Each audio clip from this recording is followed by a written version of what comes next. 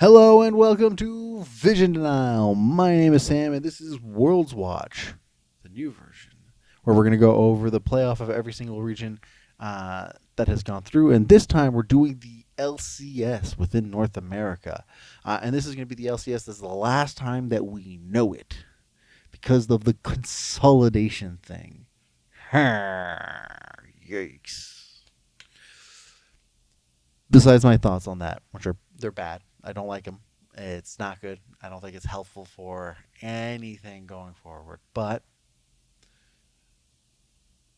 let's take a look at the actual playoffs themselves. We go through the championship playoffs, so all of the best fives regarding there. To note, within all of the ones that I've done the review within this video, I do them live in the TikTok down below. We're coming at the tail end of the season for that right before Worlds, but that doesn't stop the fact that I still do them for Worlds also. If not, over here is great. Also, North America, the LCS did their patch completely on 14.16. So the most newest changes before Worlds comes around, which I believe is on 14.19. Without further ado, let's get a look into the LCS Championship playoffs. Ooh, that was just kind of sad to watch. I often say that stomps like these are a little harder to evaluate for many reasons. When it comes to Dignitas, there isn't much to say other than I know they could do better. They came in pretty defeated before the first band, applied no proactivity, extremely disjointed, and I wouldn't be surprised if they get eliminated in this particular way again in their next series. Which is kind of pathetic. While the 100 Thieves are a little harder to evaluate because of this, they did manage to show off some coordination, some decent vision approach, a lot of proactivity, and I want to see this kind of play, or I want to see if this kind of play will translate going forward, and if so, do they do it cleanly? But it has to be against a team that fights back. My MVP for this series is Quid for a specific type of dominance he portrayed. This was round 1 of the LCS in the upper bracket, Dignitas versus 100 Thieves. There were a lot of messy plays in this series. NRG hold some strong early game approaches and a solid understanding of their win conditions, to a point where they know how to play from behind well enough, but their inability to properly balloon leads combined with very questionable and inconsistent coordination, and we have a team that coin flips in rather concerning ways. FlyQuest, for their part, holds some incredibly strong coordination, balloon leads nicely, and are very efficient when closing out games once those leads have been established. But I find myself a little baffled by so many macro, micro errors and steps that are skipped for each stage of the game and each particular point of interest. But these are not too egregious for a team that just needs to polish a little to take a slot for the LCS. It's just a matter of whether or not it's enough for the international stage, which I don't believe it will be. My MVP for this series is Masu for how much utility and damage he brought to each skirmish. This was round 1 of the upper bracket in the LCS. NRG versus FlyQuest. This series was a trial of errors. NRG have a lot going for them, from excellent macro play, superb vision, solid neutral approaches, and quite honestly, this team could have gone the distance, but what hurts them with this series is often a misread on win conditions, a lot of impatience, and more importantly, consistency issues with individual players. So often their leads and momentum drop from individual errors, and it's just a shame. Dignitas continue to baffle me. They show solid coordination, good adaptation, excellent macro plays, and overall stronger as a squad when it seems like they feel like it. And while individual errors aren't the highlight of what slows them down, Their lack of proactivity, inconsistent approach to ballooning leads, and indecision as a squad has me wondering how much further will they be able to go. And I don't think it will be far. My MVP for this series is Licorice, who managed to create space and disrupt so much despite how much he was targeted in the early game. This was the LCS's Round 1 lower bracket, NRG versus Dignitas. Congrats to Team Liquid on being the 9th team to qualify for Worlds. Some of my suspicions for 100 Thieves are confirmed this series, while their coordination is solid and they do understand their win conditions in as much as being able to punish their opponents. Facing a team that has any form of proactivity is a struggle for them. There's a lot of hesitancy with regards to macro choices and once a deficit is found, and they really struggle to play from behind for any kind of lead. I do have to give them some grace, though. Team Liquid are a force to be reckoned with, and while I find that Team Liquid is a worlds-ready team within this series, there are some few things to note. For one, they are incredibly efficient with their leads, ballooning them incredibly, and while keeping up with their coordination. They also find some of their efficiencies within the early game really only prioritizing their win conditions, and that's the thing specifically. There's some concerns regarding individual micro errors also, but when they got punished for those, they bounced back as if there were no concerns whatsoever, which is a really good sign for this kind of team. I can't wait to see if this kind of play holds up against a team with a little bit more bite to them, because this series was, again, stomps like this are harder to evaluate. My MVP for the series is Impact, who managed to really maximize his role in every single game, regardless if he is playing weak or strong side. This was round 2 of the upper bracket of the LCS, 100 Thieves versus Team Liquid Honda. Congratulations to FlyQuest on being the 11th team to qualify for Worlds. Now on paper and in practice, Cloud9 have a lot to be considered for world contenders. It wouldn't even be surprising to see them get the 3rd LCS slot. From very strong neutral control, early game macro approach, solid ballooning of leads, there's a lot to like about their play. Until we hit the late game. There's a clear inability to close out games, inconsistent coordination, both in skirmishing and macro plays, and what seems to be fairly autopilot-like play. Their early game is so solid, but you can tell it regardless of the composition that their gameplay will be the same. They play on autopilot and not for their win conditions. FlyQuest, for their part, play incredibly well from behind, being proactive for their win conditions and to counter any of their opponents, but that's for the late game. While their early game is incredibly inconsistent, from their coordination and micro errors that are constant and that they tend to drop a lot around the map because of those. They aren't quite Worlds contender capable yet, but polishing their early game like they did in Game 4 would be a great start. My MVP for this series is Quad for how he really influenced these team fights game after game. This was the LCS's Round 2 upper bracket, Cloud9 versus FlyQuest. You can't just play to punish mistakes and scale. Dignitas continue to be extremely disappointing. Sure, there's some coordination, even if it's very disjointed. There's some playing to win conditions, even though it's the same one every single game. And there is some micro skill and outplay potential. Now, the issue for me is that Dignitas never show a moment that convinces me there are more than just 5 individually good players, as opposed to, a cohesive team, compared to 100 Thieves, who show much stronger coordination and actual application of varying win conditions with strong early approach and some decent ballooning of leads. Now, both teams struggle to close out games, and quite frankly, 100 Thieves don't fare much better in the long-term view of this, but it isn't as much of a disaster and disappointment that Dig presents. Neither of these teams are Worlds ready.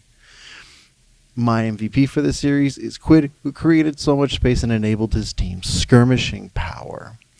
This was the LCS's Round 2 lower bracket and a rematch, Dignitas versus 100 Thieves. This was a very close series and oddly satisfying.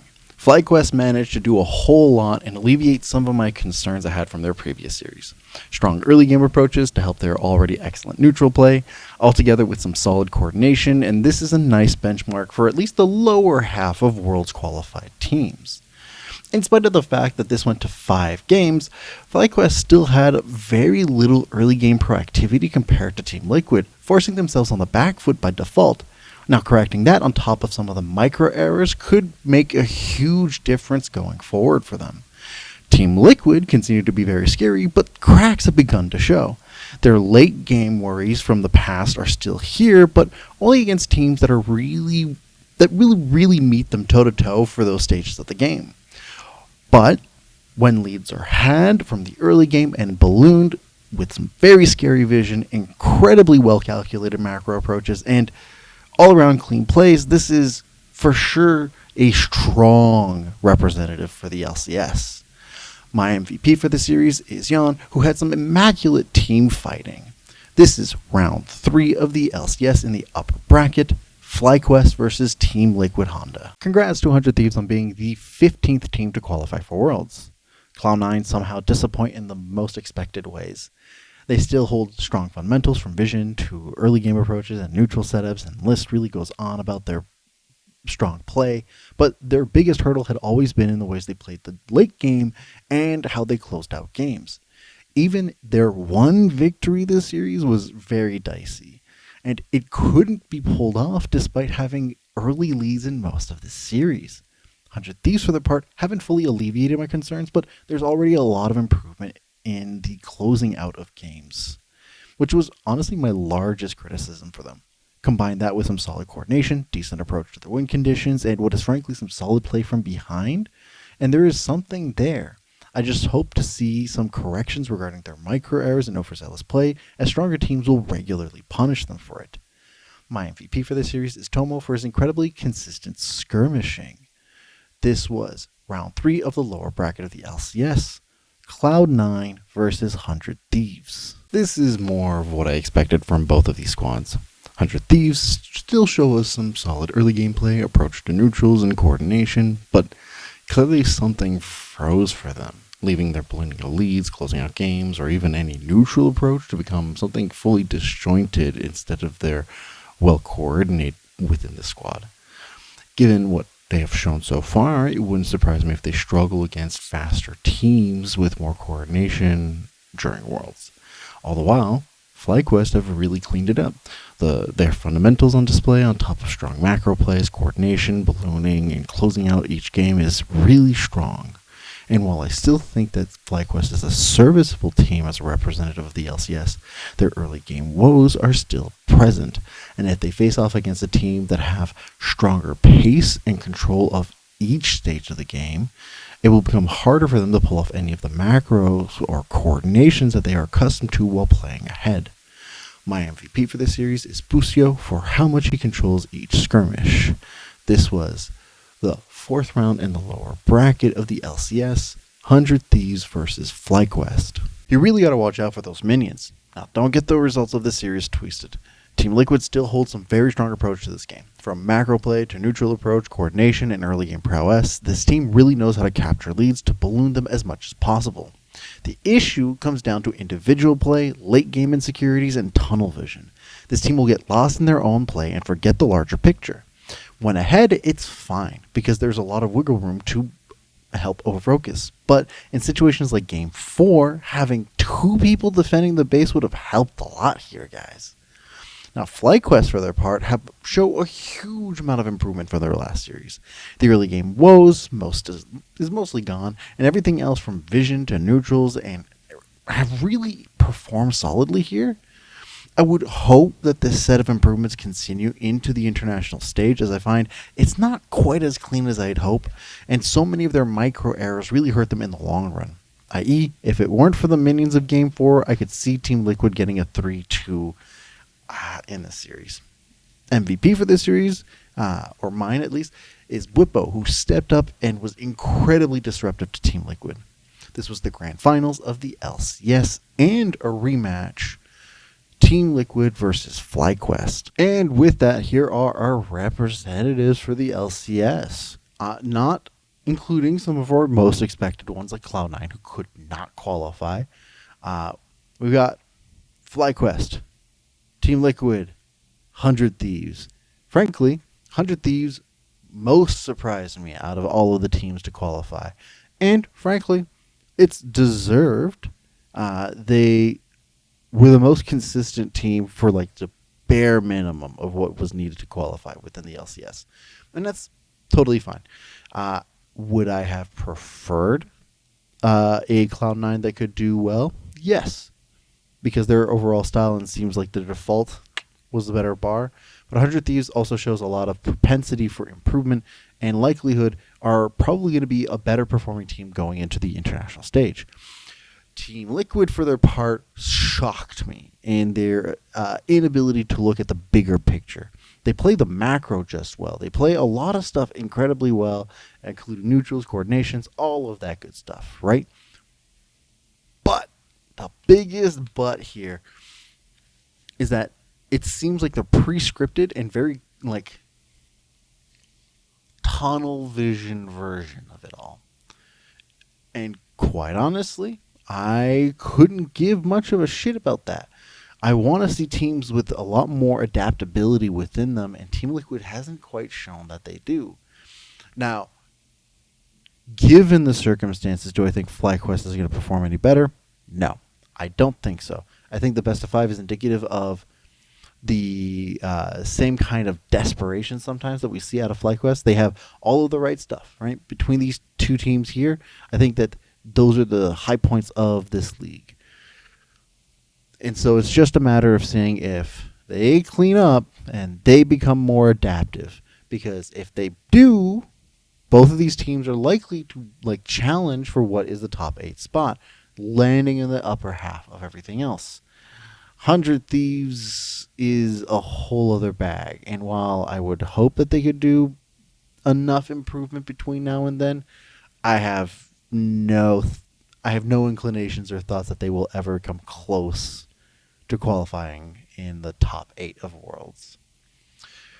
This sucks because I don't know if any of these teams after Worlds are going to be able to stick in with a consolidation. Nothing is guaranteed. There's some heavy emphases of who is deemed best for this kind of situation, but boy, is it ever hard to know what really counts for Riot Esports. And I feel bad because the only team here that feels like is a legacy of some sort is Team Liquid. And they're not at their best to represent the LCS at their best. But those are my thoughts. I want to hear what your thoughts are in the comments down below. What was your favorite best of 5? If it was the grand finals, I imagine it's probably because of the minion thing, right? It was the minion thing. It was the fucking minion thing. But yes, I want to know your favorite, least favorite, your expectations from these teams going into the national comment. I would love to hear any and all of your thoughts in the comments down below. Thank you again for everyone who watches. I deeply appreciate it, and I will see you all next time.